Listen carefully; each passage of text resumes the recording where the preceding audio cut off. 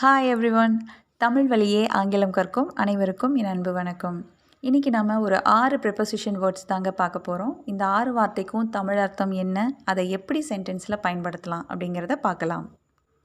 First word before. Before அப்படின்னா முன்பு, முன்புறம், முன்னால் அப்படின்னு அர்த்தம். Complete this work before lunch. Complete this work before lunch. மதிய உணவுக்கு முன்பு இந்த வேலையை நிறைவு செய்.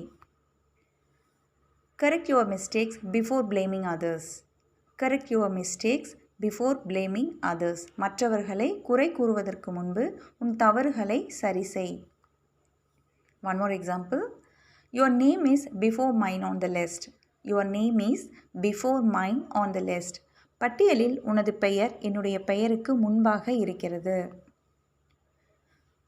Next word behind. Behindனா பின்புறம், பின்னால், பின்பு அப்படின்னு அர்த்தம் எடுத்துக்கலாம். Geetha is standing behind the door. Geetha is standing behind the door. Geetha கதவுக்கு பின்னால் நின்று கொண்டிருக்கிறாள். Our house is behind this shop. Our house is behind this shop. இந்த கடைக்கு பின்புறம் எங்கள் வீடு இருக்கிறது. She was standing behind her father. She was standing behind her father. அவளுடைய அப்பாவுக்கு பின்னால் அவள் நின்று கொண்டிருந்தாள். Next word beside. Besideனா பக்கத்தில் அப்படின்னு அர்த்தம். He sat beside me. அவன் என் பக்கத்தில் உட்கார்ந்தான். He sat beside me. Okay, next. Who is that pretty girl sitting beside Saro? Who is that pretty girl sitting beside Saro?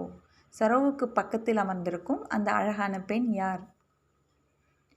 He looked young beside his elder brother. He looked young beside his elder brother. அவனுடைய அண்ணனுக்கு பக்கத்தில் இருக்கும்போது அவன் இளமையாக காணப்பட்டான்.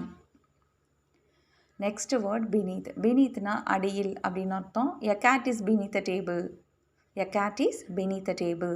மேசையின் அடியில் பூனை இருக்கிறது. One more example. The little boat sank beneath the waves. The little boat sank beneath the waves.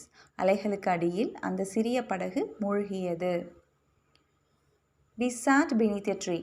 We sat beneath a tree. ஒரு மரத்திற்கு அடியில் நாங்கள் அமர்ந்தோம். Next word between. betweenனா இடையில், ஏதாவது ரெண்டு பொருளுக்கு இடையில, ரெண்டு பேருக்கு இடையில அப்படிங்கிறதுக்கு இந்த between அப்படிங்கிற வேர்டு யூஸ் பண்ணுவோம்.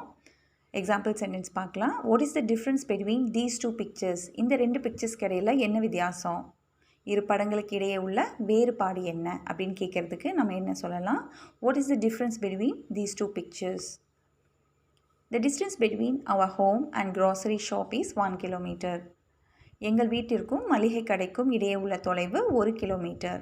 The distance between our home and grocery shop is 1 kilometer. I don't have time for hobbies between work and family life. I don't have time for hobbies between work and family life. வேலைக்கும் குடும்ப வாழ்க்கைக்கும் இடையில் எனக்கு பொழுதுபோக்கிற்கு நேரம் இல்லை.